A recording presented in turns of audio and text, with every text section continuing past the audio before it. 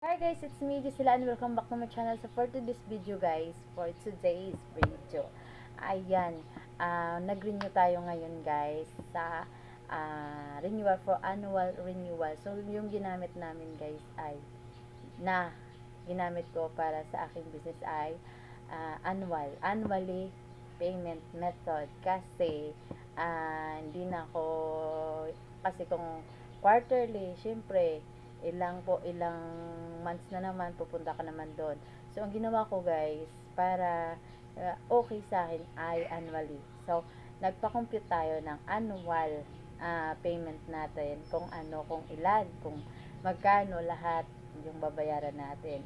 So syempre una-una punta muna tayo sa ating barangay, kung saan kayong barangay.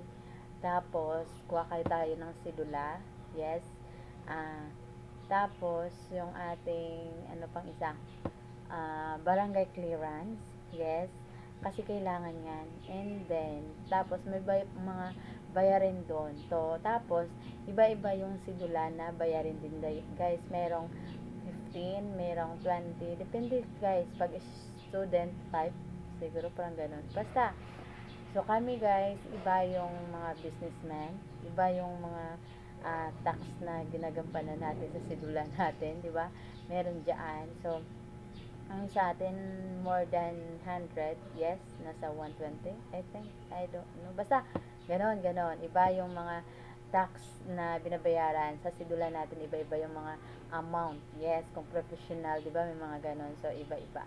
So, ganyan. Pagkatapos dyan, guys, step by step tayo para may knowledge kayo, guys, no? Para may idea din kayo kung gusto niyo ng business soon. O, di ba? Parang ganun lang, guys. So, sa barangay na kayo. So, syempre, hindi madali kasi meron dami kayong nagbi-business doon. So, pila-pila kayo. Syempre, nagpila-pila ka tayo guys, no? Kakauwi lang natin. So, pila-pila tayo doon. Tapos, ayun, tatanungin kayo kung para saan yun, mga ganun. So, kukuha ka ng barangay clearance for business. Yes. So, magta-type sila doon. Tapos, may bayad din sa amin is 130 yung bayaran sa ating clearance for business. Barangay clearance for business. Ayan, saglit lang po ay may tao. So, interrupt tayo guys, no? So, back to you guys. So, ganun na guys. Ayan, isa-isa lang hanapin. At, ayan na nga, meron na tayong barangay clearance, tapos mabayad lang tayo. Depende siguro sa mga bayarin guys, no? At saka yung mga charges sa mga ganung bagay sa iba't ibang place. O, di ba? So, sa amin ganyan, 130 yung payment niyan, ng OR niyan. Tapos, next is magpa-online tayo ng pagkatapos natin ng barangay clearance guys, syempre paperma, meron diyan mga yung kapitan magperma diyan, di ba? So sa atin ngayon guys, as okay na. Hi, Happy New Year! So guys, pagkatapos niyan ay pupunta na naman tayo sa police. So magpa-online muna tayo guys. Kukuha tayo ng police clearance. Tapos ayun, syempre, hindi madali, mapila-pila na naman tayo. Tapos, online tayo, guys. Magpapa-online pa tayo. O, pwede din tayo, meron din instruction na pwede na tayo, tayo lang, yung magpa-online, yung mag-online siya, guys. Importante may data ka lang, or something may connection, internet connection ka lang, guys. So, pwede ka nang online. May instruction doon na nilagay sa kanilang bulletin board, guys, kung paano mag-online. Kasi yung pagbayad guys is online. So kung may i-print dyan, kung makikita na online ka na and may appointment ka dyan, just like, excuse me, pakita ko na lang sa inyo guys, no? Yung mga result ng ating ginawang ito. So, ito guys, may transaction reference dapat ganito. May mga ganyan. So, online tayo magbabayad. So, transaction status natin meron sa page. Yes guys, so page siya. Tapos, yung pangalan natin, yung pangalan ng exact name ng ating ID at saka dito guys, correct spelling talaga.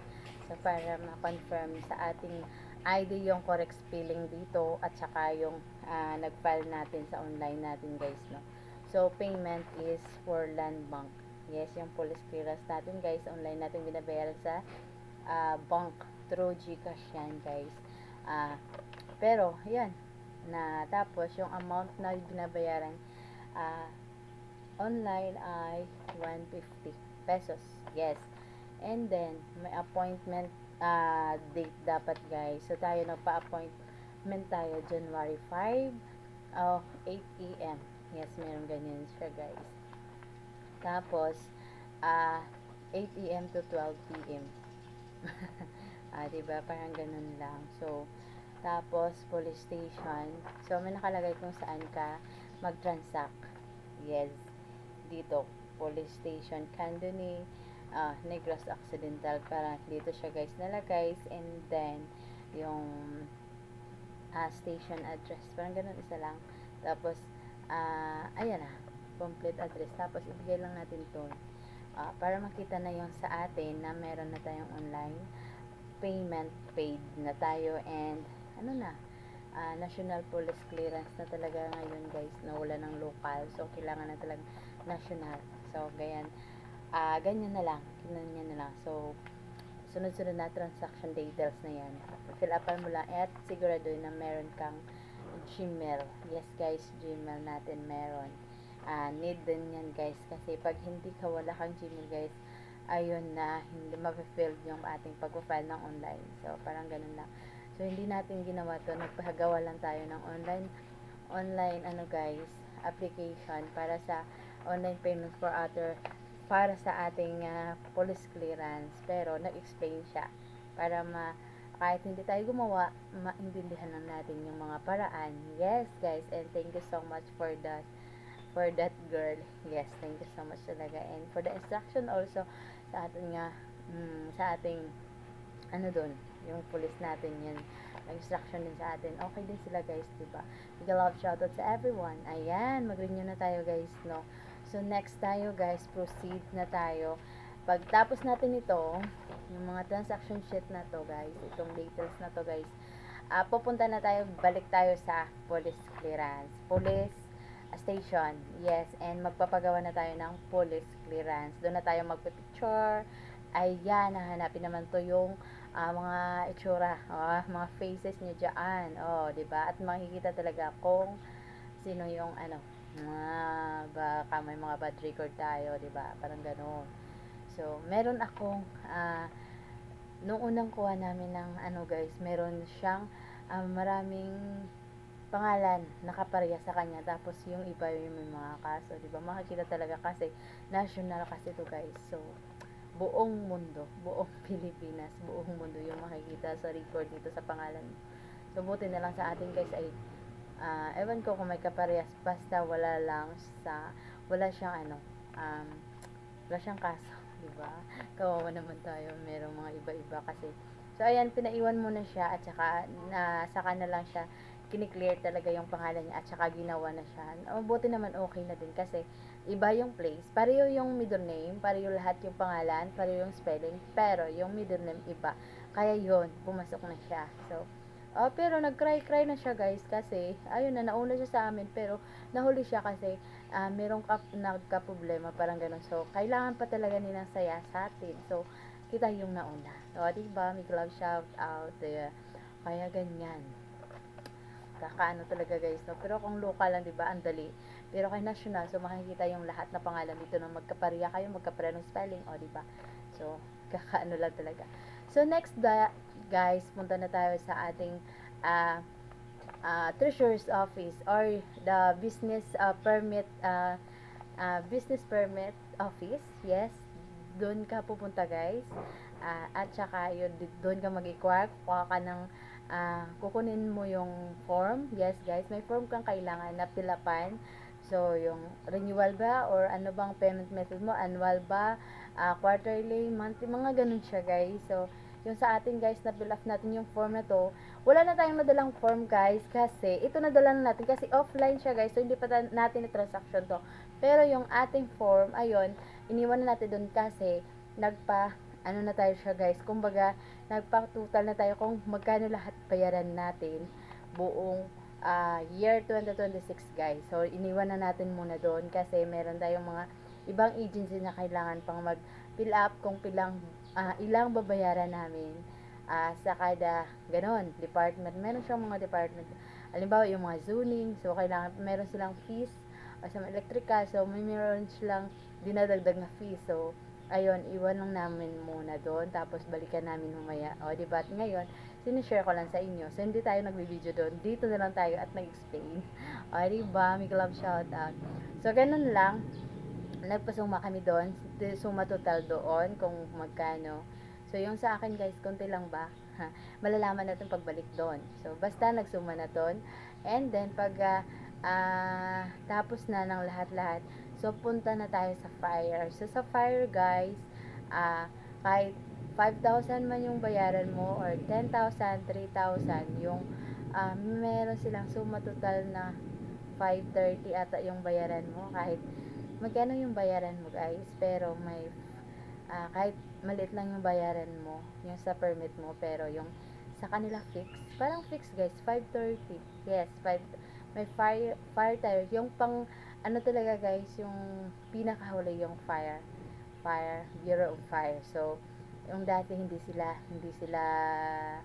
kumbaga wala tayong binabayaran na fire. So ngayon meron na 5 years ata na guys na meron na tayong fire.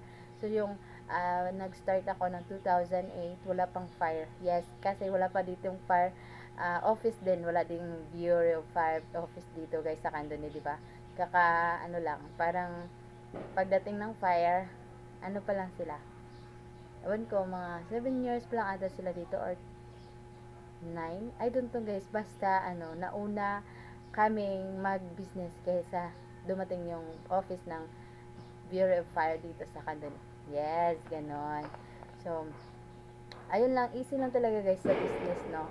So, iba naman sa ibang computation guys, no? Iba yung mga So, kung mag-renew ka, capital yung nila. Capital yung hinihingi nila. So, kung mag-ano ka na, kung capital yung hinihingi, tapos yung tauhan mo, kung ilan bang tauhan mo, mga ganon. So, kung renewal ka na guys, gross sales na yung hinahanap. So, may nilalagyan ka pa din na capital, pero yung gross sales guys, ganon. Tinatanong na kung magkano na sa isang yung pang-annual mo yung kita. Yes, and ilan yung mga tauhan mo na ganyan. So, ayun. May love shout out. Ganyan talaga pag business na. So, January lang yung yun guys. Medyo busy ka. So, next month, okay na. So, darating na din tayo sa punto na next week ay BAR naman tayo guys. Siyempre, maniningil naman tayo sa ating 4th quarter and annual income tax return. Diba? So, April 30 pa naman yun, pero mas okay na din, pwede na din ngayong January ay pwede ka nang magbayad. Diba? Kasi tapos naman yung year. So, meron ka namang record, diba? So, ayan. Thank you so much guys for watching this video. And Tems Winifame, thank you so much. And this is Gisela, ang nagsasabi, hindi man tayo sikat, pero kailangan lang nating umangat. So, sa mga nagbabalak magnegosyo, ayan, inquire kayo guys. Hindi naman basta ganun lang. Hindi naman kapaguran yung business guys. Basta laban ka lang and marunong ka lang talagang sa tao, diba? So, extra income din. So, dito na lang muna tayo guys, no? Thank you so much, no? Happy New Year! Bye!